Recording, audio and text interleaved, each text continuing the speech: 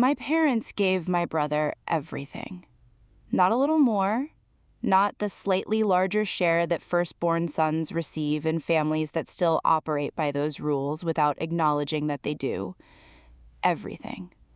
The house we grew up in, the family business my father had built over 30 years, the inheritance that had been accumulating since before I was born, the good furniture, the car, the savings account my grandmother had opened for the family before she died. Everything went to Marcus.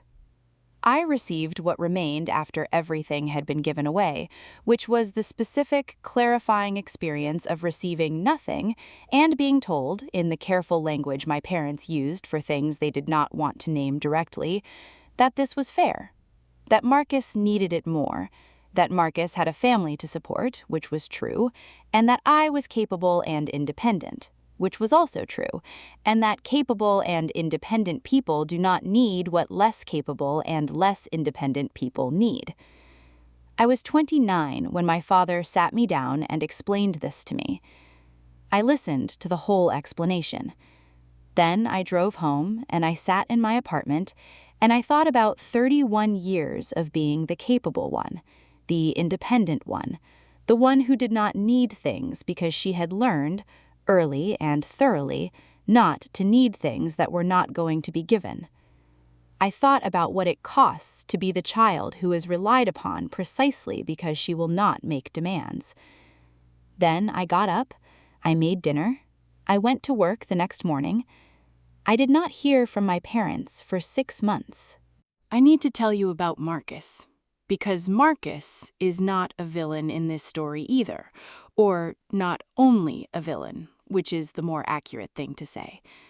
Marcus was 4 years older than me, which meant he had 4 years of being the only child before I arrived, and which meant, in the specific accounting of our family, which ran on a currency I did not fully understand until I was an adult, that he had 4 years to establish his position as the one who mattered most before I showed up to complicate the arrangement.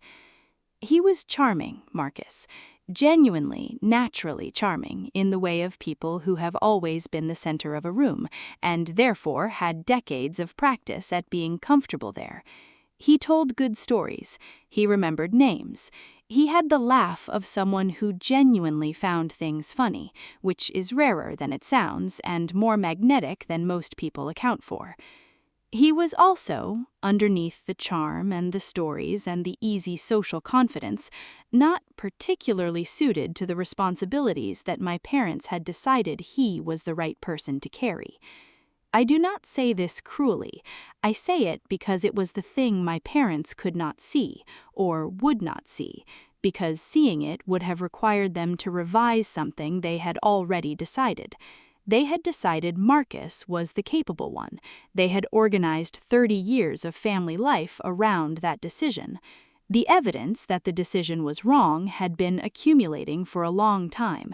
The business ventures that had not worked out, the money borrowed and not returned, the plans that were large and confident and detailed at the announcement stage and then quietly forgotten. And my parents had been finding ways to not see it for all of that time. They gave him everything, because they had always given him everything, and because they had given me the role of the one who did not need things, which absolved them of the responsibility of giving. I was 29 when the transfer happened, and 34 when Marcus called me on a Tuesday evening in October to tell me that the business was gone. 5 years. In 5 years, Marcus had managed to lose a business my father had built over 30 decades. Not through cruelty or malice, I want to be honest about that, through the specific combination of overconfidence and underpreparedness that characterizes someone who has been told their whole life that they are the capable one without being required to actually demonstrate it. He had expanded too fast. He had trusted the wrong people. He had made decisions that felt right in the moment and looked disastrous in retrospect. The business went first, then the money that had been in the business, then the savings account my father had kept separate, which Marcus had needed to cover debts the business had left. Then the house, the family house, the one I had grown up in, the one with the yard where I had learned to ride a bike, and the kitchen where my mother had made Sunday dinners for 30 years, went to the bank as collateral on a loan that Marcus could not repay. In 5 years, Marcus had lost everything my parents had spent their lives building. He called me on a Tuesday. He was not crying. Marcus did not cry easily, which was one of the things the family had always held up as evidence of his strength. He was very quiet, in the way of someone who has run out of the resources that usually keep them talking. He said, "I need to tell you something." I said, "Okay." He told me everything. It took a long time.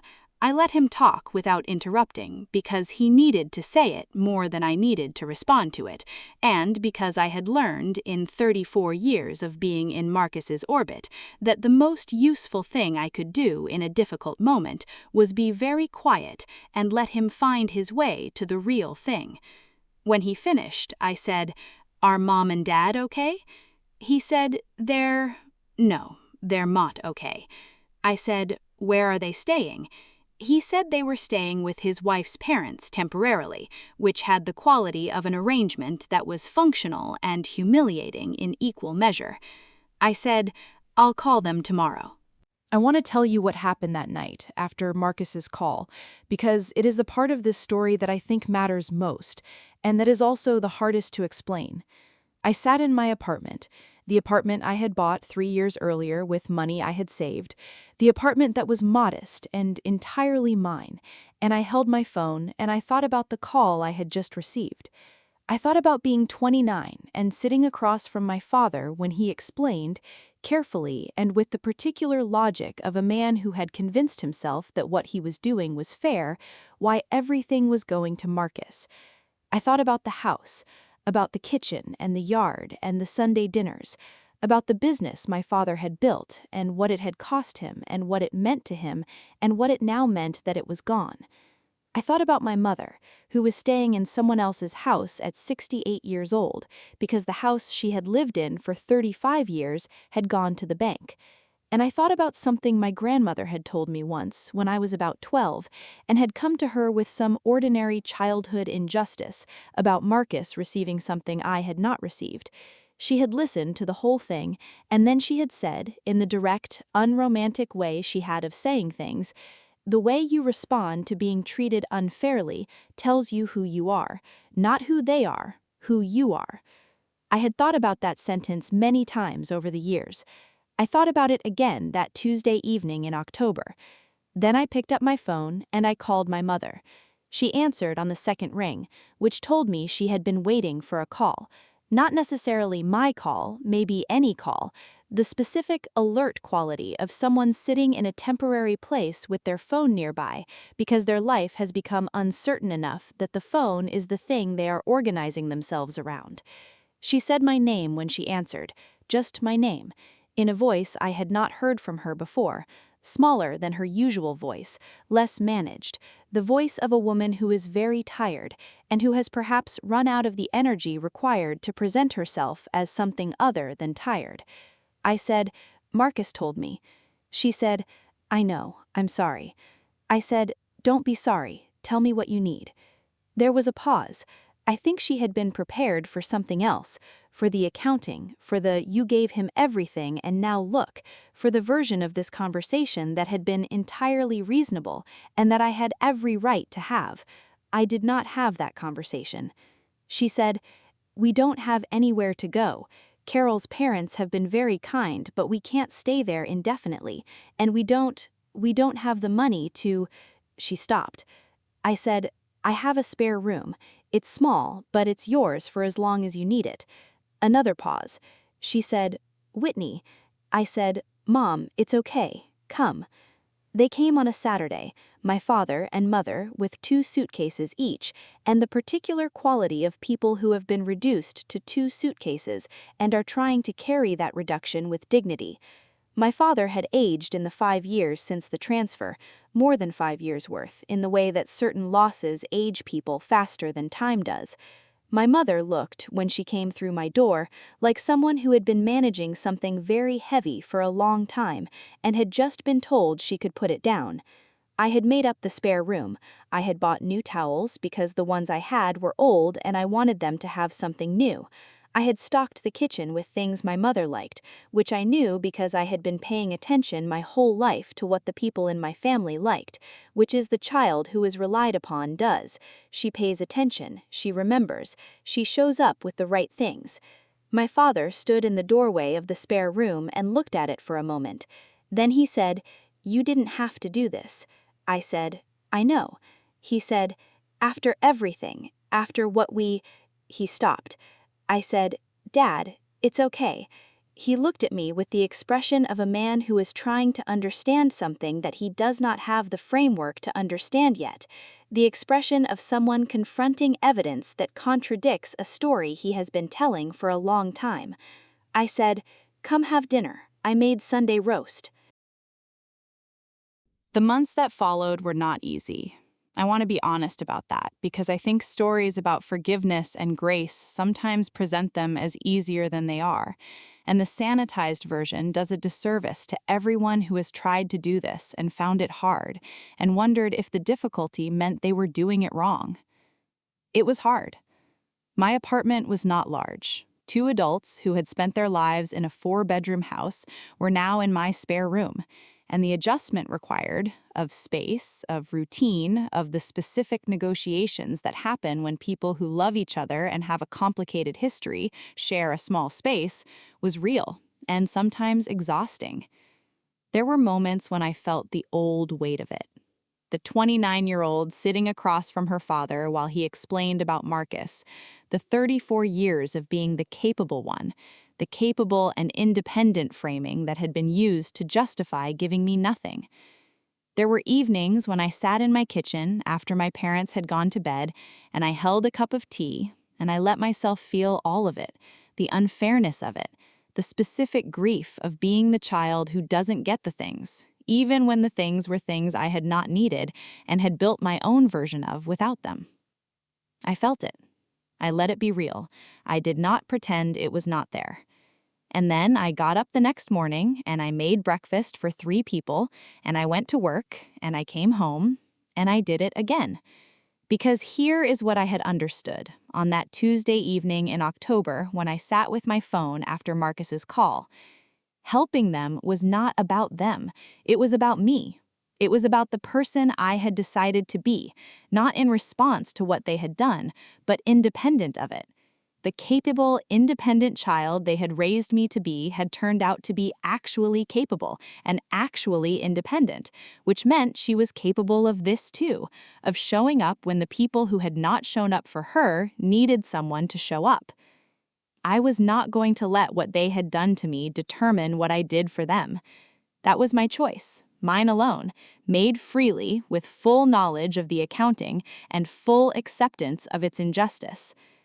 My father said something to me about 3 months after they moved in on a Sunday morning when we were both up early and the apartment was quiet and we were sitting at the kitchen table with coffee in the specific, uncomplicated companionship of 2 people who have stopped needing to perform anything for each other.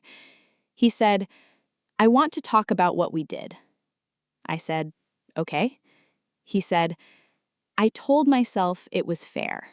I told myself Marcus needed it more, and you didn't need it, and I told myself that was a reason. But it wasn't a reason. It was a story I told myself so I didn't have to look at what I was actually doing." I looked at him. He said, "What I was actually doing was taking the easier path. Marcus needed managing, and you never needed managing, and it was easier to give everything to the one who needed managing because then at least he might. I thought if we gave him enough, he would—" He stopped. He said, "It didn't work." I said, "No." He said, "I'm sorry, Whitney. I don't know if that's worth anything at this point, but I am." I thought about my grandmother's sentence, about what your response to being treated unfairly tells you about who you are. I said, "It's worth something, Dad." I said, "It's worth a lot, actually." He nodded. He looked at his coffee. Outside, the morning was doing what mornings do. Quietly, indifferently, without reference to the conversations happening inside the apartments it was illuminating. I said, "I'm not going to pretend it didn't happen. I'm not going to tell you it was okay, because it wasn't okay, but I'm also not going to carry it as the defining thing between us for the rest of our lives." He looked at me. I said, "You're my parents. You're here. That's what I have, and it's what I'm working with." Marcus came to the apartment once, about 2 months after my parents moved in. He stood in my doorway with this specific, uncomfortable energy of someone who does not know how to be in a situation where they are the one who needs something instead of the one who has things. Marcus had spent his entire life as the one who had things. This was new territory, and he was not navigating it gracefully. He said, "I wanted to say," I said, "Come in." He came in. He sat at the kitchen table, the same table where my father and I had our Sunday morning conversation. He looked around my apartment with the expression of someone seeing something for the first time that has been there all along. He said, "This is a good apartment." I said, "I know." He said, "You built all of this yourself?" I said, "Yes." He was quiet for a moment. Then he said, I think I thought that what Mom and Dad gave me was because I deserved it more. I think I actually believed that. I didn't think about you not getting it. I just thought I was getting what I deserved, and that felt normal because it had always been normal." I said, "I know." He said, "I'm sorry. I know that's not enough, but I am." I looked at my brother across the kitchen table, this man I had grown up alongside, who had occupied so much of the space in our family that there had been little left for me, who had not asked for the position any more than I had asked for mine, and who, in his own way, had been shaped by it as much as I had been. And I felt something that I had not expected to feel. I felt sorry for him. Not in the condescending way, not in the way of someone looking down from a position of superiority, in the genuine way of someone looking at another person and seeing the cost of what they were given as clearly as the cost of what they were not given.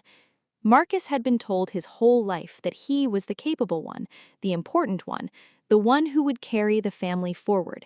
He had been given everything to prove it, and then he had not been able to prove it because the capability was assumed rather than developed, and the everything had been too much weight for someone who had never been required to build the muscles to carry it. He had been set up to fail in a different way than I had been set up to fail. We had both paid the cost of our parents' accounting. I said, "Marcus, it's okay." He said, "It's not." I said, "It will be. It takes time, but it will be." My parents stayed with me for 8 months. By the end of 8 months, my father had found part-time consulting work. There were people who valued 30 years of experience in his industry, it turned out, even at 69. My mother had reconnected with an old friend who ran a small business and needed help 2 days a week, which gave her something to organize her time around, and which she took to with the energy of someone who has been given back something they did not know they had been missing. They found a small apartment, not the house, nothing like the house, but a place that was theirs, that they had chosen, that they were paying for themselves with the modest income they had pieced back together. The day they moved out, my mother stood in the doorway of my spare room, the room that had been hers for 8 months, and she looked at it for a moment. Then she turned to me and she said, "I don't know how to," and then stopped in the way that people stop when the sentence they are trying to say is too large for the words available. I said, "I know." She said, "You didn't have to." I said, "I know." She said, "Why did you?" I thought about my grandmother, about Tuesday evenings in October and cups of tea, and the person you decide to be when the accounting has been unfair and you have every reason to close the door. I said, "Because the way you respond to being treated unfairly tells you who you are, not who they are, who you are." She looked at me for a long moment, then she put her arms around me, really around me, the way she had held me since I was small, before the roles had solidified and the distance had become structural, and she said, "I see you, Whitney. I see you." I held on. I am not telling you this story because I think you should do what I did. I want to be clear about that. What I did was my choice, made from my specific circumstances, my specific history, my specific understanding of who I wanted to be. It is not a prescription. It is not the right answer for everyone. There are situations where saving the people who hurt you is not possible and not healthy and not something you should attempt. There are situations where the door needs to stay closed, not out of cruelty, but out of self-preservation, because some damage cannot be managed from the inside. I am not telling you to open every closed door. I am telling you that I opened mine, and that what I found on the other side was not what I expected. I expected to feel noble. I expected the specific, slightly self-congratulatory warmth of someone who has done the right thing and knows it. What I actually felt was something simpler and more surprising. I felt like myself. Not the version of myself that had been shaped by the accounting, the capable one, the independent one, the one who did not need things.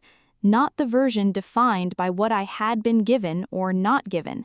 Just myself, making a choice, from a place that had nothing to do with what they had done and everything to do with who I had decided to be.